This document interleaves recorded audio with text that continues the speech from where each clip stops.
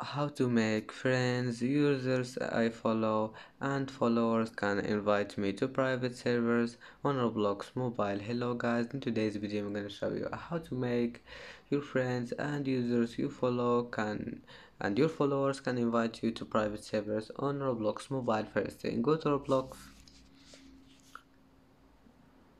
and now click these 3 points here in the bottom corner and then settings and now privacy,